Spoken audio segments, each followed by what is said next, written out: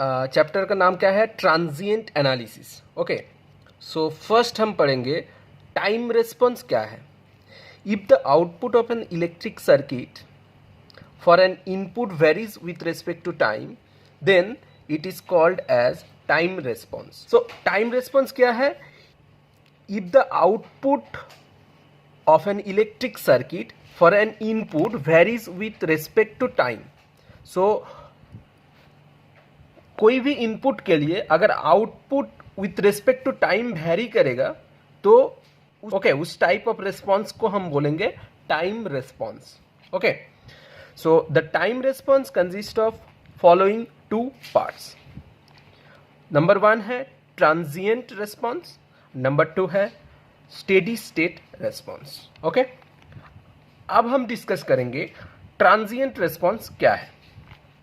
After applying an input to an electrical circuit, the output takes certain time to reach steady state, so the output will be in the transient state till it goes to a steady state. So मतलब क्या है कि अगर कोई भी input हम लोग देंगे तो उसके बाद जो आउटपुट मिलेगा वो स्टेबल या स्टेडी स्टेट में पहुंचने के टाइम तक एक पीरियड में रहता है, वो है transient period. So therefore the response of the electric circuit during the transient state is known as transient response. Okay, present और एब्सेंस ऑफ ट्रांजिएंट। तो transient occur in the response due to the sudden change in the source that are applied to the electric circuit and due to the switching action. So transient कब occur होगा? Due to the sudden change in the source, and second क्या है? Due to switching action. अब switching action can be of two type, opening switch और closing switch. Okay, for purely resistive circuit, transient analysis is not applicable. So purely resistive circuit अगर होगा तो उसमें transient analysis applicable नहीं होगा। क्यों? The transient occur in the response of an electric circuit or network due to the presence of energy storing element such as inductor and capacitor. Energy storing element अगर circuit में रहेगा तो transient occur होगा। Okay, so energy storing element like capacitor, inductor अगर circuit में रहेगा तो transient होगा, because of they can not change the energy stored in those element instantly. Inductor and capacitor क्या करता है? एनर्जी को स्टोर करता है एंड तुरंत या इंस्टेंटली एनर्जी को रिलीज नहीं कर पाता है, इसलिए ही ट्रांजिएंट ऑकर होता है सर्किट में। Okay, so inductor behaviour in the transient state, assuming the switching action takes place at t equal to 0. so t equal to 0 time में मान लिया कि स्विचिंग एक्शन ऑकर हुआ। Inductor current does not change instantaneously. So inductor में क्या है? Current instantaneously change नहीं होगा when the switching action takes place. That means the value of the inductor current just after the switching action will be same as that before of the switching action. So switching action के आगे मतलब पहले जो मतलब current का value होगा तो before switching action and after switching action current का वैल्यू सेम होगा। उसको ही हमने ऐसे रिप्रेजेंट किया mathematically, IL0 plus that equal to IL0 minus से। ओके, अब capacitor behaviour in transient state. The capacitor voltage does not change instantaneously similar to that of the inductor current when the switching action takes place. Okay, तो जब switching action होगा तब capacitor का voltage instantaneously change नहीं होगा। So similarly inductor के तरह, जैसे कि इंडक्टर में करंट चेंज नहीं होता था, That means the value of the inductor voltage just after the switching action will be same as that just before the switching action. So मतलब क्या हुआ कि the value of the capacitor voltage just after the switching action will be same as that just before the switching action. मतलब switching action के पहले जितना मतलब voltage का वैल्यू होगा, कैपेसिटर में वोल्टेज का वैल्यू होगा, उस स्विचिंग एक्शन के बाद उस वोल्टेज का वैल्यू इक्वल होगा. सो ये वाला दिखाए कि voltage value of the capacitor after switching action represented by VC0 plus, and before the switching action voltage value of the capacitor that is represented by VC of 0 minus. Okay, अब हम बात करेंगे steady state response.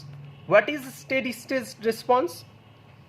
The part of the time response that remain even after the transient response has become zero value for the large value of t is known as steady state response. Meaning क्या हुआ? Transient response के बाद उसके बाद से जो state हम मुझे मिलेगा उसको ही हम steady state response बोलते हैं. So अब बात करेंगे inductor behavior in steady state condition. So कैसे बिहेव करता है? If the independent source is connected to the electric circuit or network having one or more inductor and register रह भी सकता है, नहीं भी रह सकता है, वो ऑप्शनल है, for a long time, then that electric circuit or network is said to be in steady state. Therefore the energy stored in the inductor of that electric circuit is of maximum and constant. Okay, so mathematically that can be represented by WL that equal to L into IL square divided by 2, that is equal to maximum and constant. So IL here, IL is nothing but maximum and constant. Therefore inductor act as a constant current source in the steady state condition.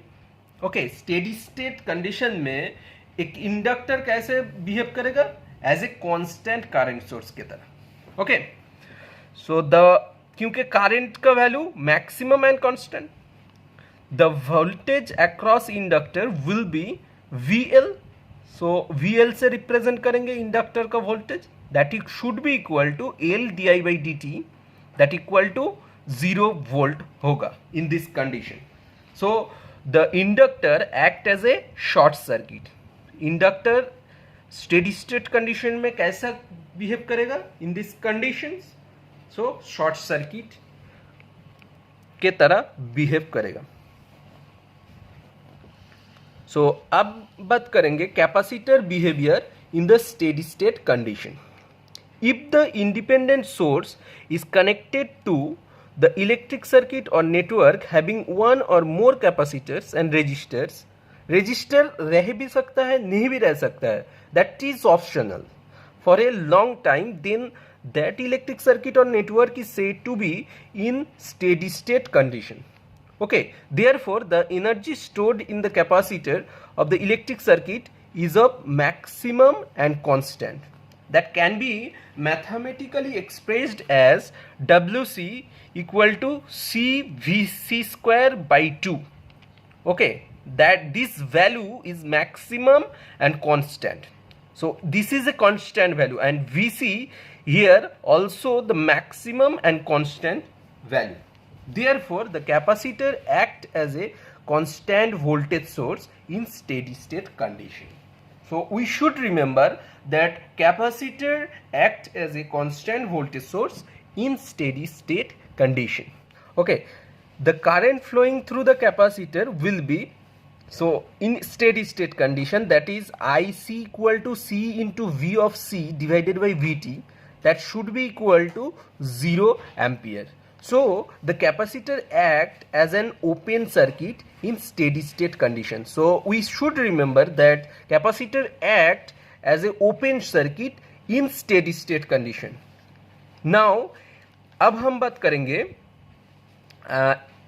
initial condition for the capacitor and inductor in RL and RC circuit. So let's see the initial condition. So यहाँ पे हमने दिखाया एक RL circuit जहाँ पे t equal to 0 minus, t equal to 0 minus मतलब before the switching action, before the switching action, and t equal to 0 plus मतलब after the switching action. So before the switching action I0 minus का value कितना होगा? That should be equal to 0 ampere. Okay, before the switching action मतलब क्या है कि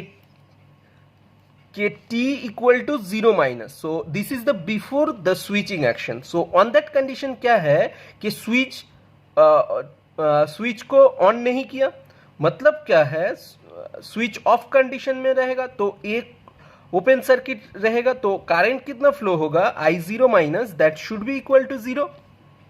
and after the switching action t equal to 0 plus से हमने represent किया.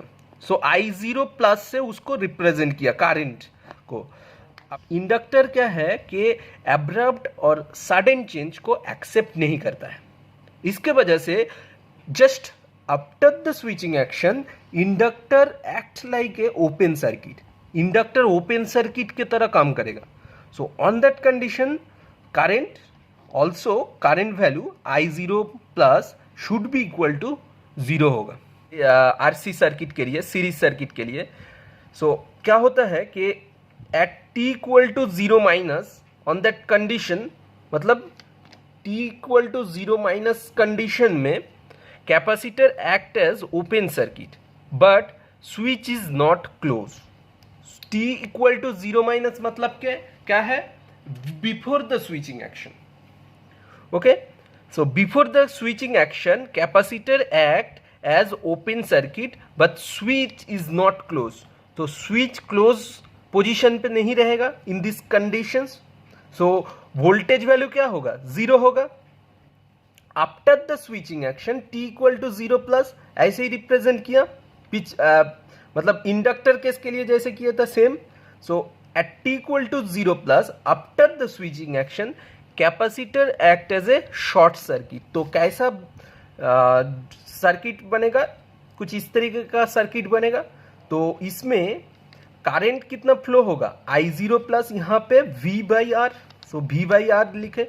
सो we should remember that at after the switching action capacitor act as a short circuit and before the switching action capacitor act as a open circuit. So next video में हम लोग देखेंगे transient analysis of RL circuit. Okay, thank you.